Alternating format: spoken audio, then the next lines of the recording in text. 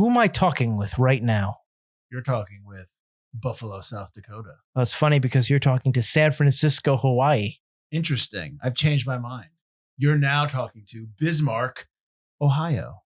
Oh, you're talking to Las Vegas, South Carolina. Interesting. It sounds like we have a case of mistaken identity.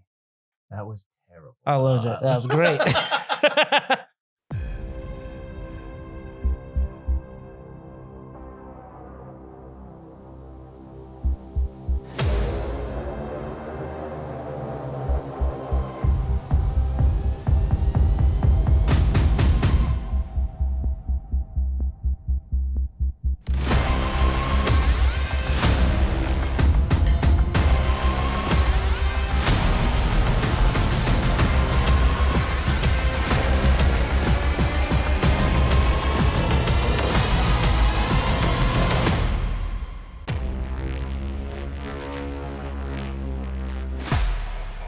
Hi, I'm Mike Field. I'm Mike Butler. And we're cut off from the world at an isolated hotel. That's right.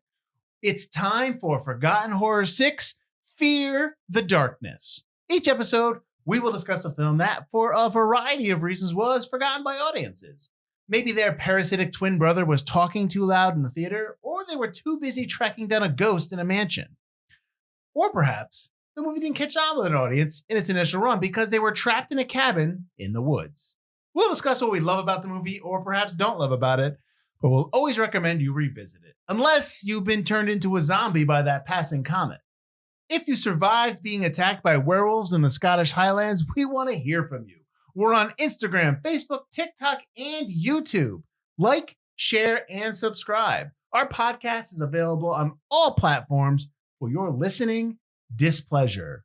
You know, the more I do this opening, the more I don't like this opening. You wrote it.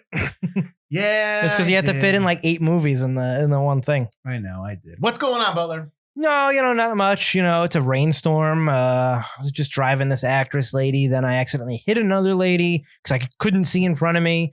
We all ended up at this motel room where people were getting murdered left and right. And then all of a sudden they disappeared. And it turned out I was a multiple personality of this crazy guy. And we had to destroy and find out who the bad personality was. And in the end, it didn't really matter. Spoilers.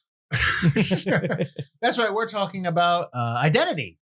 Let's get into the facts and we'll get into what we thought about the film. And yeah, that's about it. Identity has a runtime of 90 minutes, something we both love. Rated R, production budget of $28 million. It came out on Friday, April 25th, 2003. Opening weekend, it did $16.2 million. Domestic, $52 million. International, $38 million for a worldwide total of $90 million. Now, that might look like a hit to you, but I don't think this is considered a hit. What do you think? I would have to see like back then. It was probably but because I'm sure the DVD sales and rentals are probably pretty good. That's true. Production company was Columbia Pictures and Conrad Pictures, and it was distributed by Sony Pictures Releasing. Said it came out on April 25th. Let's go back a week to April 18th, where you had Malibu's Most Wanted, Holes, and House of 1,000 Corpses. I did not realize that House of 1,000 Corpses was that old. It was 20 years old almost. Yeah, it's pretty old. Did not realize that. I don't understand why that was an April release, but okay. Probably because there was his Rob Zombie's first bigger film. movie, yeah. So it probably wasn't a proven talent kind of thing, The 25th, you had what's going up against Identity here. You had Confidence. That's the Ed Burns movie, which I kind of like. It Runs in the Family and a doc, The Real Cancun. And then you has a limited release of City of Ghosts. That's the Matt Dillon directed film. I don't know if you remember that film. I do. I don't know Confidence that you were talking about, though. Or was he in that? Maybe he was just in that. I don't know. Confidence is basically a con man. Like Ed Burns runs like a con artist team, and they're trying to take down the score. And it's got a lot of people in it, but it's pretty good. Okay. May 2nd, the week after, you had a wide release of X2, X-Men United, and the Lizzie McGuire movie. That's quite the competition. That's quite the counter programming you got going on there. All right, this film was directed by James Mangold, who's done 3:10 to Yuma, Walk the Line, and Kate and Leopold, to name a few. Also Logan, and of course Indiana Jones: The Dial of Destiny. Why are you smiling when you say that? Because I don't know, because it wasn't Spielberg. Written by Michael Cooney, who's done Six Souls, The Eye Inside, and Jack Frost. Jack Frost with the possessed. The evil Jack Frost, with the possessed serial killer people. It's like it's not a good film, but it's a fun film to watch. Oh, it's terrible. Yeah, it's great. Cinematographer was Faden Papamichel, who's nominated for 2 Oscars, Nebraska and The Trial of Chicago 7, and also did The Ides of March. So if you remember that name, that's where you remember it from, our Ides of March episode, which was last season. Right? This season. It was last season. No, it was last season, season 17. Composer was Alan Silvestri, who obviously Avengers Endgame, The Delta Force, which is an episode we did, and he was nominated for an Oscar for Forrest Gump. Edited by David Brenner, who won an Oscar for Born on the 4th of July. He's also done Independence Day, or ID4 as it's known as. He's also done Man of Steel, and then produced by Kathy Conrad, who's done Scream, Citizen Ruth, and Night and Day. This one has a pretty big cast. John Cusack as Ed from Grosse Pointe Blank and High Fidelity. Also a movie we did, 1408. I don't know if it was last Forgotten Horror. It might have been Forgotten Horror 4. I'm not really sure when it was. Or 3. Who knows? It was a couple ago. Yeah. Ray Liotta as Rhodes from Narc, Goodfellas, and those Chantrix commercials, of course. Amanda Peet as Paris, The Whole 9 Yards, 2012, and the TV show Brockmire. John Hawkes as Larry, who was in the TV shows Eastbound and Down and Deadwood. I just did a rewatch of Deadwood and watched the Deadwood film. If you have not seen it, you need to go watch that show and watch that movie. And if you have seen it, you need to go back and watch it because that's such a good show. He's also nominated for an Oscar for Winter's Bone. Clea Duvall as Ginny from The Faculty, Argo, and Happiest Season. She directed Happiest Season. I think she co-wrote it too. I'm not really sure on that, so don't come at me if I'm wrong. John C. McGinley as George York, the TV show Scrubs. He's also in 42 and the movie The Rock. William Lee Scott as Lou from Gone in 60 Seconds and October Sky. Jake Busey as Robert Maine, although they don't really give him his name in there unless you. They just keep calling him Maine. Yeah, they never say Robert. Yeah, from The Frighteners and Contact. Pruitt Taylor Vance as Malcolm Rivers from Constantine and Mississippi Burning. Constantine's a movie we did as well. It is. And Rebecca De Mornay as Caroline Suzanne from 9.5 Weeks. Oh, those young boys out there know that. And Backdraft, which I found out the other day. I don't know if we were having this conversation about We were talking about Backdraft and maybe putting it on the list. But I was talking about it with somebody else, and they had never heard of it. And I was like, that sounds like it is forgotten. That sounds like it does need to go on the list. Forgotten, man. I always remember that film. Okay. Honestly, I know we always talk about when our experience with this film. So go ahead. I don't. You don't remember? I know I saw it. I know I saw it in the theater. I probably never saw it after that.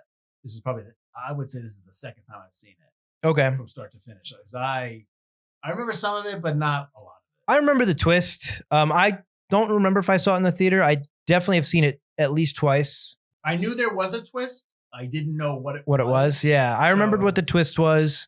And I remembered what the twist is at the end, the very end. Right. Which was easy to figure out. Yeah. I remember really liking it. I remember thinking the twist was interesting. I like that it comes in earlier on in the movie. Not too far to the end. It doesn't end on that twist and be like, oh crap. Okay. Well, so the twist is, yeah, go ahead. All the people that are at the motel and all the people that you are experiencing in this movie are actually personalities of one man, of Malcolm Rivers, which is played by Pruitt Taylor Vance, who is about to go. He's been given this experimental drug, and this drug is designed to have all of his personalities meet and basically fight over who gets control. Yeah, get control, which is a weird premise, but it's interesting, but it's weird. And so, this is the night before or hours before he's supposed to be executed he murdered a bunch of people at 6 people, I think. Is it where did he murder them? At school or at a place, at a business? I don't remember where they say it. Yeah. Not a motel, but it was something like that. Yeah. Occasion. So that's what this is. These are all his personalities. And even everybody, so even the guy that Amanda, so when they do the flashbacks and they flashback to Amanda Peet doing the birthday cake on the couch, saw that, yeah. Supposed to be one of them, but they wrote it out. So everybody in there is a personality. But what, right off the bat, I'm gonna just kind of not this is flawed, but I'm gonna right off the bat.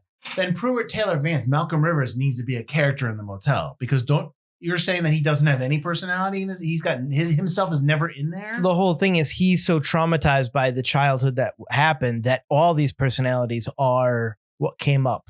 They ate him up. He's gone. There is no real Malcolm. Yeah. So I didn't. You have to, for the movie to work, it's a silly conceit. And I think even in the notes, it's James Mangold basically says it's a silly conceit.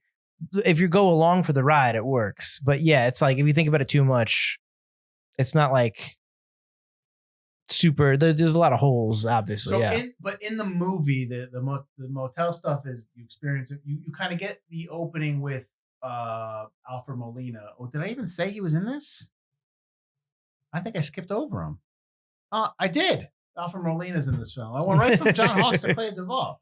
Alfred Molina plays the doctor of Malcolm Rivers, Dr. Malik. He's in Spider-Man 2, Freedom, Virgil Stark. Okay, back to this. I think it first starts off with him, and he's talking about Malcolm Rivers, right? It does, and he's giving the background, and he's like, "Who's your mom?" and all that stuff. And at that point, okay. At that point, I'm like, all right. Then it gets to the motel. Now, when you start going to the hearing, and they have the lawyer there, like it's very it's confusing because they're tipping their hand, but they're not, and it kind of just sits there, and you're like, what does this have to do with the people at the motel? Well, you're wondering, yeah, but if you're watching, I remember the first time I watched it, I assumed that it's a flash forward, and they're talking about whoever ended up doing the murders, and you're going to find out who the murderer is because they're going to bring them out. That's what I remember thinking, but obviously I was much younger, so I'm not watching this as a grown man. But that's what I'm thinking when I'm watching it is, I think one of my notes is like, I don't know if it's because I already know the ending, but the story feels off. Like I know something is off, even though they're playing it linear, but I don't trust anything. Like I'm having a tough time trusting anything on screen. I don't think you're supposed to trust anything. You're supposed to question everything and wondering like what's going on. But I think that's part of it. That puts me in a place when I'm watching the movie, getting confused. Not like it's not I'm intrigued. It's I'm annoyed. Like it's like what's going on now? This is happening. And again, I knew there was a twist. I didn't, I knew it was something. And then I kind of knew like the personality that kind of shines through is the kid. But you kind of know that when he goes in to go visit his mom and his mom's dead. It's like, oh, okay. Right. And then, like you kind of figure that out, and you're like, of course it's the kid. He's killing everybody and whatnot. And that one shot of him walking away from the exploding car looks so dumb. So I don't know. I mean, I guess I wasn't captivated or intrigued enough with everything going on to kind of really just be like, ooh, like, maybe you felt different. So you're not a fan of this movie? I like some stuff in it. Overall, I found it very difficult to latch on to the story. I found it very difficult to kind of, I guess, go over that hump of being like, yeah, this is a great film. I don't know. I mean, maybe I'll get there at some point, but right now I'm not there. Well, I really like this film. I've liked this film for a long time. Obviously, once you know the twist, I think it does take away some of the shine from the movie, but I still think the performances are really good. It's kind of interesting to like go back and be like I remembered the big twist. I remembered they're all in his mind and they're all personalities. I remembered the kid is the murderer, but yeah, I didn't remember little things. Like I didn't remember Rhodes right off the bat wasn't a cop, and then I was like, wait, no, he's not a cop, and then he's got the bullet hole in the back. And I'm like, but why isn't he not a cop? Okay. Like, was he a bounty hunter? And I was like, okay, that's interesting.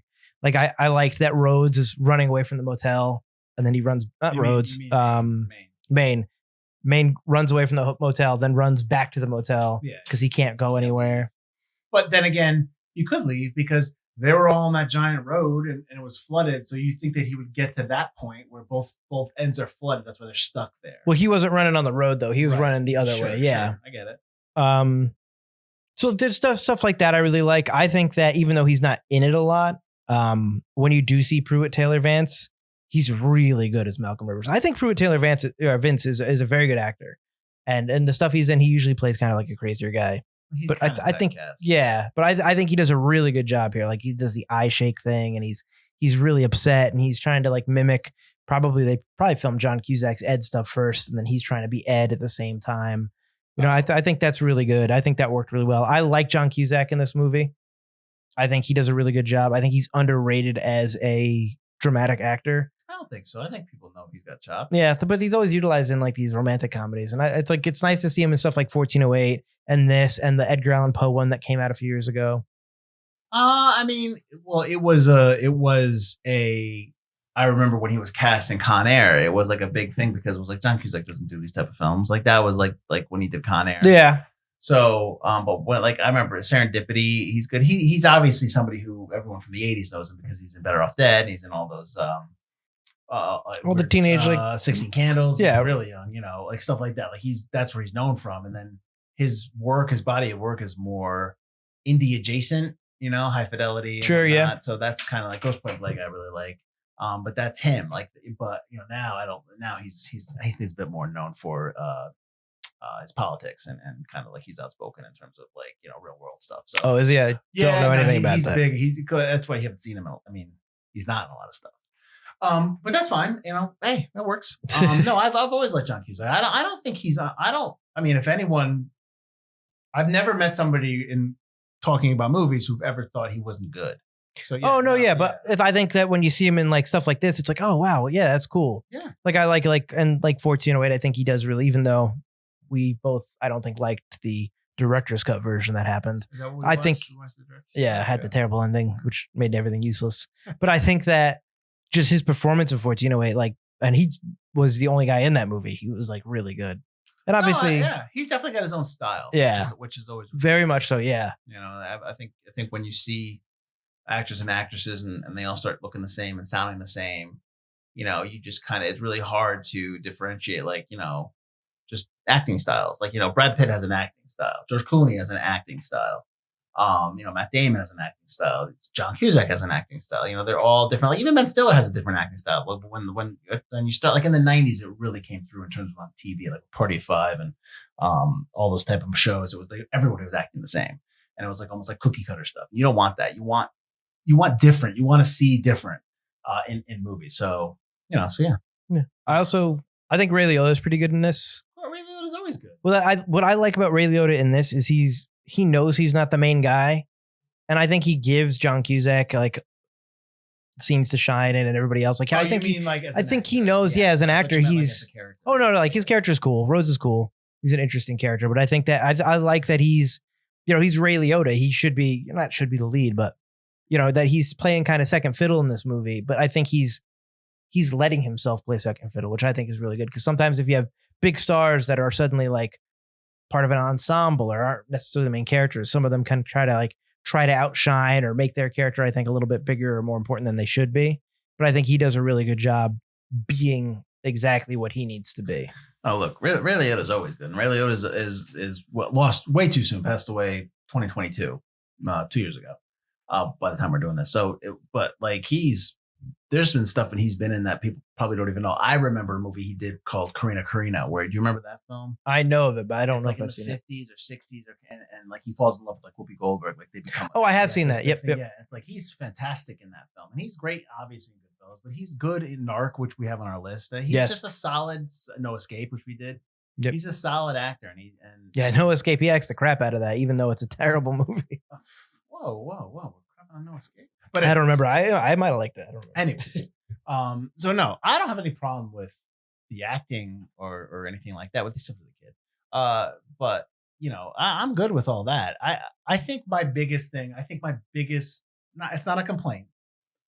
My biggest question is, do we need the hearing? Do we need all that stuff with Malcolm Rivers? Is that add enough to this movie of the motel, enough for you to, or for anybody to kind of, it kind of wraps it in a bow a little bit, but like, do we need it? Do we need to go back to it? I guess. I know you like the scene when Cusack becomes him, and I get that. But I think you need that. Otherwise, what's the point of, like, how are you finding out that they're multiple personalities? Well, my problem is not my problem. My thing is, like, when we first think it's Maine and he's the bad guy, which is the Jake Busey character, but then he's dead. The hearing is no longer interesting because now they're talking about Malcolm. We don't know Malcolm yet. We only know by the name. So we have no idea who they're talking about. They're just saying Malcolm Rivers. And I'm like, I don't know who. Well, they introduce him after his death because you could be like, oh, maybe that's the guy in the motel. Yeah. Maybe he's another character in there. Right. Then we meet him. And then now nothing at the motel makes sense. Now everything's like, this is what I'm saying about. I'm off kilter. I'm not off. I'm more intrigued because now I'm like, wait, but how does that tie into it? Right. But I'm not intrigued. Okay. That's all I'm saying. Like, I don't go to that. I go to like, what? Like, now what? Like, it just kind of threw me off. That's all. Okay. It just doesn't feel like a mystery that needs to be unwrapped and solved. And I'm confused and I'm annoyed. Like, I mean, there might be a way to do it better. I will say that, like, when they cut, I was kind of like, oh, why are you cutting now? I want to watch what's going on in the motel. See, I don't know a way to do it where you can't cut at some point.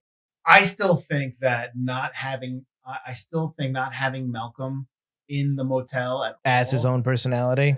I think I just don't want like I get what you're saying about what Mangold said about the conceit, like he's no longer there and he's no longer he's no longer a character in his own mind. Right. But I think that once you see Malcolm and the hearing in real life, and then he shows up at the motel, like he pops in, like, "Hey, you guys got a room?" Like, I think then I'd be like, "Okay, now what's going on here now?" That's where I would kind of be like, I don't know. We don't like to write stories, so I don't want to rewrite this. Like his own personality is starting to come through, so now he's in there. Yeah, and then maybe that works. I like that. That's all I'm saying. That's just rewriting it, but yeah, that's all. Yeah, I don't know. I do agree that sometimes the hearings do kind of pop out of nowhere and just like, whoa, I thought we were at the motel. Mm-hmm. And I want to know, like, especially like you said, they cut right after Jake Busey character is killed. Mm-hmm. And just kind of like, a guy had a baseball bat down his throat. I don't care about what's going on in this courtroom. But you're right saying now, that the kid did it. That's what we're saying. Oh, yeah, well, the kid did it. Obviously. The kid shoved that down his throat. Yeah. Well, because they're not real people, so they can be as strong as they need to be. Do you think that, because in the opening of the film, the kid kind of gets his mother to go into the road and get hit? Which when you watch it the second time, it's like, you're like, absolutely. Yeah, exactly. That's a big red flag. You're like, because I remember the kid was the killer, because I remember the last scene where he's doing like the real hard. Amanda Pete's character, yeah. But yeah, as soon as he's like, I forgot how like just evil he is right off the bat. I'm like, you little dick kid. Like, come on. Like I did remember, like, obviously they flash back and he's smiling after he does that. But yeah. This film was inspired by Agatha Christie's book, And Then There Was None, which is if you've seen, or like sometimes it's also called 10 Little Indians. If you've seen, I can't think of the movie. What's the movie with Peter Sellers where they're all like the master sleuths, and it's like a comic. Oh, all of them are. I don't remember. I remember it, but I don't remember the name. Yeah. That there's been a ton of movies that are based on that book, but that kind of like all come together and keep getting picked off one by one. I do like that this film was shot almost exclusively on the studio set on Sony Studios in Culver City. So like that's a huge sound stage with all the water and how that works. And it rains, but it gets recycled and it rains again. It's like it's all set up. So much water. Yeah, well, you have to. Like and it's not really water. It's not like you don't drink it. It's probably filled with like, I remember in The Crow when they did it, it was had alcohol with it, so it wouldn't freeze because they were outside in the rain machine. Oh, really? The original Crow, not the remake. So with this one, I just like that it's in the studio. I mean, it's really cool. Yeah. I mean, we want to talk about studio stuff. This is making me think of when I did the Hateful Eight episode for the Pint, when we did the Quentin QT. Tarantino, yep. Yeah. And they actually lowered the temp in the studio to like 30 below, or not below 30 below, but like below freezing, so it'd be cold. So like the action get like that stuff is cool. So this set, the whole idea of it is a really cool thing that you get to play on a set. It's really fun. I think it's probably fun for the actors too. Oh, for sure. It's all really detailed and closed. Yeah. And you can control it. Everything is a controlled environment, so it allows you to play around. Yeah. Right. No, totally. Who was your favorite personality? I mean, I guess Ed's good. Cusack's character, Rose is good. I mean, those are probably the two that stood up, but those are the two leads. So the couple, the Clea Duvall character with Ginny and Lou, they were okay. They were just they're not even there that long. You know, they don't even seem to like, I don't get why they're personalities. They're just kind of like, yeah, they don't have the most personality. Right. At some, like, these personalities need to have some kind of connection to Malcolm Rivers and his life. And we don't get to know that because there's only 90 minutes. So you don't really know where they come from. He made these up. Well, you get a brief thing like Paris comes from his mother was a prostitute. Stuff about the cops found him, I think. Right. And like murderers and stuff like that. So you get a little bit of it, but like, yeah, Lou and Ginny are just kind of like, they're there. Yeah. They're there to die. Obviously, George makes sense because when you meet Malcolm, he's definitely a little off kilter and a little autistic seeming. So it kind of makes sense that George is part of his personalities. Right. Yeah. So, I mean, probably those. Yeah. Yeah. I'm trying to think back to like, because one of the things I was thinking of when Paris survives at the end, she goes on to her orange grove. I was like, so like so now he's gonna come out as a woman. Like, is he gonna just like, is that what's gonna happen? Probably. That's what I would assume. Yeah. But he wasn't really like when he's in the back seat of the car and she is the She's the only she's the personality, or that's you kind assume. of controlling right now. He's not really. He's just kind of like, He's very much in his mind. yeah. But I feel like that's how he is. So he Mhm. probably just has episodes right, where they get to actually take control. right. Like three of his personalities were murderers. The Rhodes. So they were like, you got to get rid of that one murderer. It's like, there were a bunch Right. of them. We joked about it in the opening for the video, but talk about like where these names come from. So the names are all a city, and an estate, and I think they're actually places. Like, I think they're actually cities that are in like Paris, Alaska, and stuff like that. But like, it's just he just found them on a map and named them because he was probably a kid. And I'd have to go back and watch the beginning where they have all of the news reports and clippings to wonder if, like, kind of Dexter style, where he's like in the pool of blood, if like he was near a map of the United States, and that's where it kind of happened. Maybe. I think they kind of show the maps, so you kind of get the idea that. I want to say in the opening that they had like images and stuff and his handwritten stuff, and I think maybe the map was in there somewhere because they show like stick figure people and he's pointing to them. You kind of in the book that in the credit judges, sequence. I think you kind of get that in that regard. Okay. So, That's what I figured. I figured it'd be some kind of like Dexter type right. situation.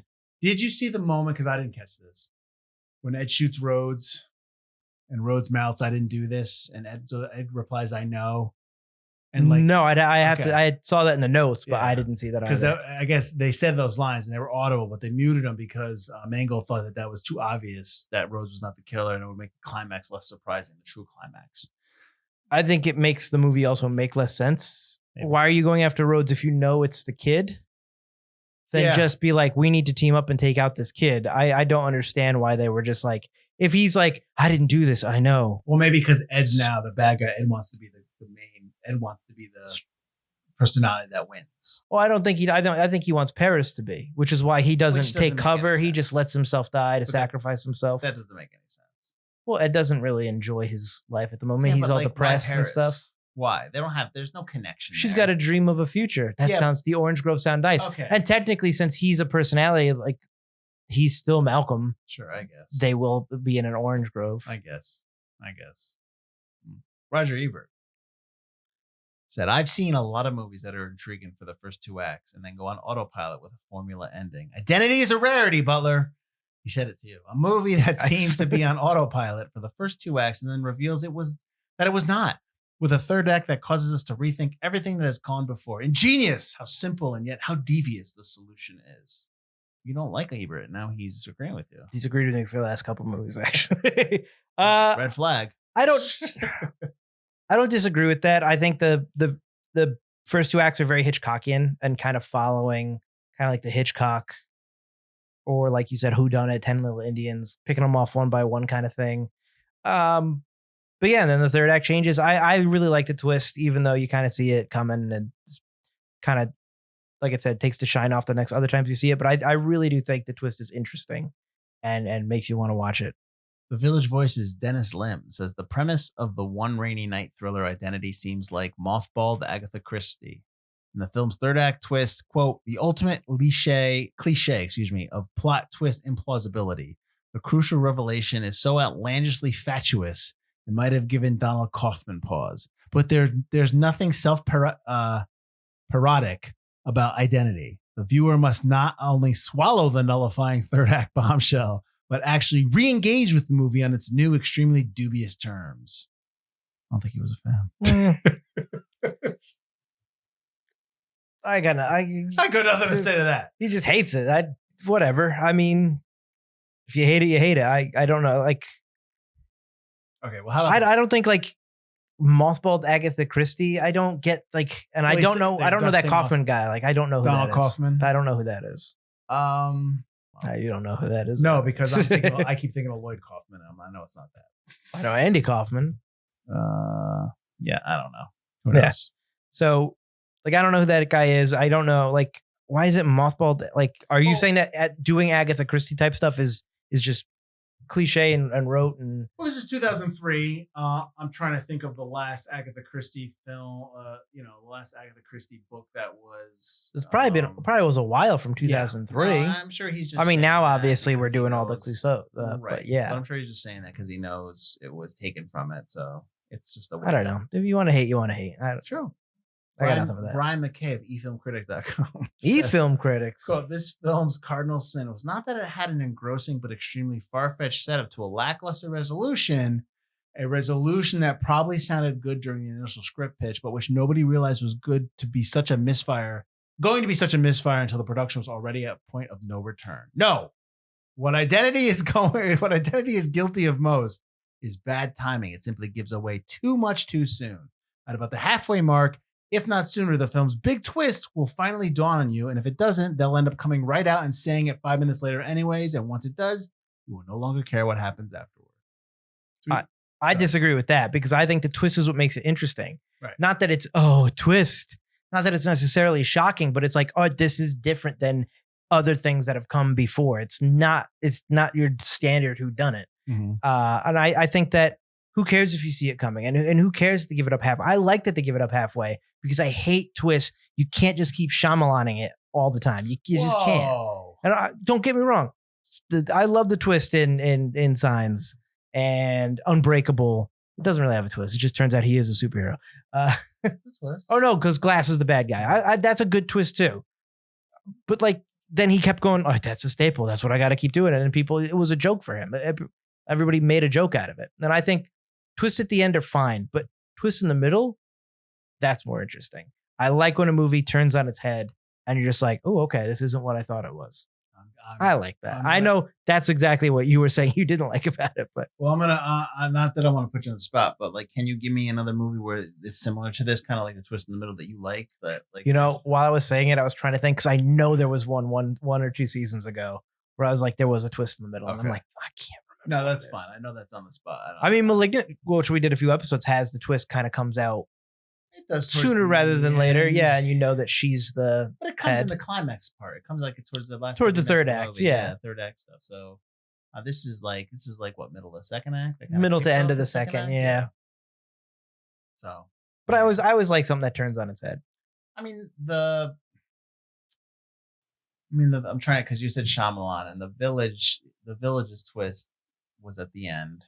Unless you count that the monster's not real and it was Adrian Brody's character. That is like a one half of the twist, like a part of the twist. Yeah. But still, like, I remember watching The Village and I was like, if this is what I think it is, I'm gonna be mad. And it was. I'm like, come on. I like the first half. I don't know why we're going on Shyamalan. I really like the first half of The Village. I think it's a really good film. But then obviously it goes into like what it's about, and you're like, all right. But I really liked all that stuff in the beginning. I like the beginning. I don't like that it's Adrian Brody's character, and then I don't mind the twist that it's set in the modern day.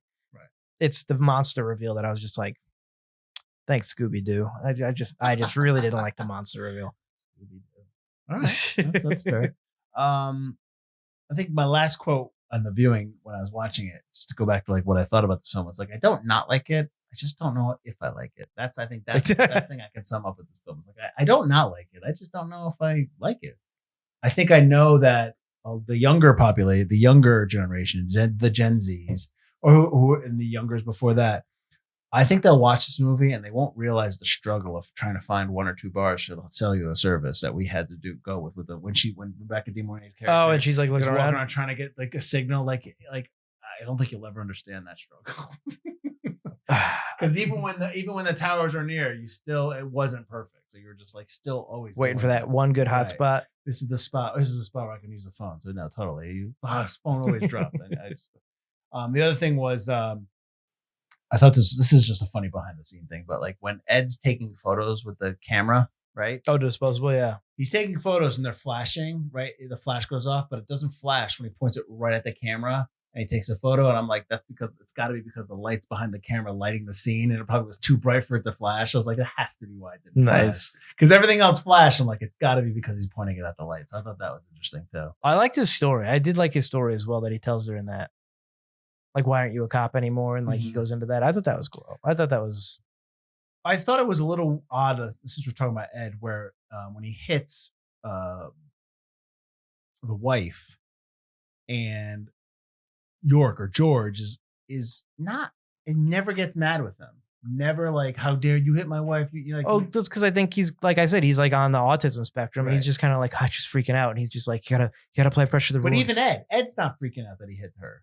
Well, I think Ed is just remaining calm in a tense situation Right. because he was a police officer. I think he's just kind of like, I got to get pressure on this wound. I got to do this. And George is just repeating the bylaws for traffic violations and accidents and like what you're supposed to do if you accidentally hit somebody. Right. Who would you recommend this movie to? I think people who like whodunits, people who like thrillers. You put this on the list for horror. Or you selected listed this as a horror thriller. Yeah. And then I see here's the thing though. It's listed as a horror thriller. Then I see it listed as a mystery thriller. Then I see it's listed as a thriller.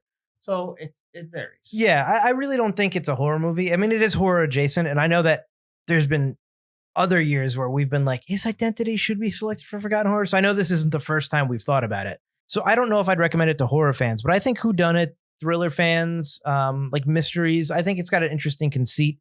Like I said, the set's really good. The acting's good. It's definitely something you haven't seen before. So I think anybody who likes that, I think would dig this movie. Well, it's one of Mangold's favorite films that he did. He said that he really enjoed this film and how it turned out. So I agree, James. It's a great, fantastic movie. Mike agrees. I'll let him know. Yeah, I think it's 90 minutes, so it's an easy recommend for somebody for Saturday. Yeah, night. sure, yeah. I think that always helps.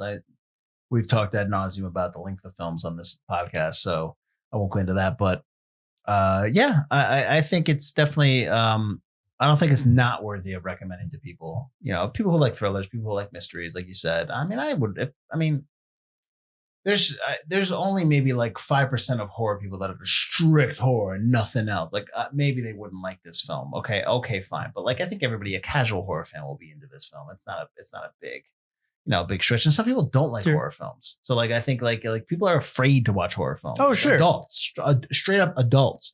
Like I've had people who've come up to me and I'll be like, "What'd you watch this night?" I was like, "Oh, I watched this movie." And so, how can you watch a horror film before you go to bed? I'm like, dude, it doesn't affect me that way.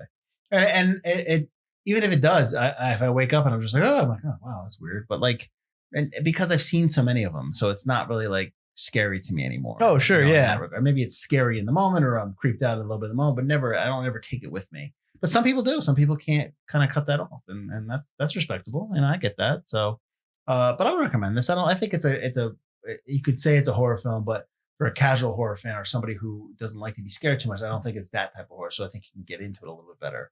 But why are we saying it's forgotten then, Mike, if we're putting them on the list here? I think I put this on the list. You just selected it for the season. I think I put it on the list because I don't think a lot of people remember it, or they don't remember the twist necessarily. I think now there's the Agatha Christie stuff's coming back with like Kevin Kline. Kevin Kline's an actor, yeah. But that's not who's in the Agatha Christie things. What are we talking about? The Agatha, like Murder on the Orient Express and stuff. You're talking about Kenneth Branagh? Kenneth Branagh, the Thoreau movies. Thoreau movies, yeah, not Thoreau. But you don't watch. You don't watch any of them. Did you watch Death on the Nile? I watched Death of the Nile and I watched Orient Express. I watched that last one. Yeah, that's the one I have left. So I think those are doing well. I think people like those. I think an older audience likes those. Well, she's obviously, Agatha Christie is huge in Britain and overseas. Obviously. Sure. And you read it in school, or I had to read it in school. Well, and a lot of her stuff is, some of her stuff now is starting to become royalty free. Public domain. Yeah. So you'll start seeing, I mean, her stories are really good. Even actually the movie that they did with, that Sam Rockwell did, where he's a detective and they're trying to solve the murder of the theater group. Oh, like, yep. Agatha Christie is a character in that. So, because that's good. No, so if you like mysteries, not that I cut Mike off, then we already talked about suggesting this one. If you like mysteries and you've never heard of Agatha Christie, you need to go read some of her stuff, because she is probably the preeminent 100% mystery writer. Yeah, everything you read now that's new is probably, you could find that in an Agatha Christie book. She's phenomenal. So she was phenomenal. So go ahead, brother. Why is it forgotten? So I think they're coming back into style, but I think it's mostly for older audiences. Sure. And I think that because of that, and especially in like 2003, especially prior to 2015 or whatever Orient Express came out, there weren't that many of these whodunits. And I think that it's nice to go back. It's refreshing.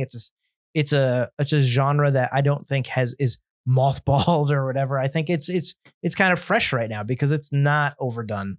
And I think that's something why you should go back to it now. But I think that's why it was forgotten back then, because we're just like, well, what the heck, I watch a whodunit. I want to watch, the early 2000s. I want to watch this slasher movie. I want to watch this romantic comedy. I want to watch this, stupid, not another teen movie kind of movie. Those were kind of what was big then. So I think that it's just kind of went by the wayside. And I think people our age remember it, but I don't think anybody prior to that probably does. Oh, the movie, you mean like now, Remembering Identity? Yeah. Or maybe forgot the twist, like you had forgotten the twist and stuff like that. I knew it was there. I just didn't remember. I'm old, so that's probably why.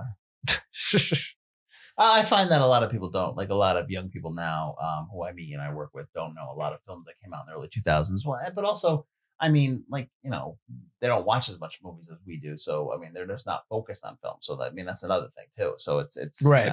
We're talking about, you have to have a general affinity to movies and cinema, to recommend certain films. I mean, this film, I wonder if this film would catch on if it was one of those films that you kind of always see on like TNT or something. We talk about this all the time. Like this might be, if there were no superhero films, like this might be one of those films you see late night on like E or something like that. Then you just watch it. Yeah. But obviously the Marvel ones sell. So those are the ones that are going to get sold and picked up and whatnot on TV. All right. So Mike, where can they find us? You can find us at wherever you get your podcasts or on YouTube, wherever you're listening to us or watching us. Please rate, comment, subscribe. Let us know what you thought of this movie. Let us know if you hated the twist or liked the twist, or what's your favorite Agatha Christie. Mine's The Murder of Roger Ackroyd.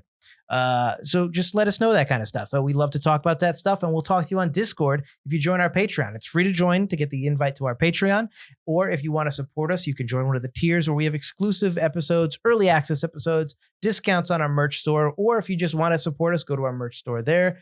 Yeah, we're everywhere.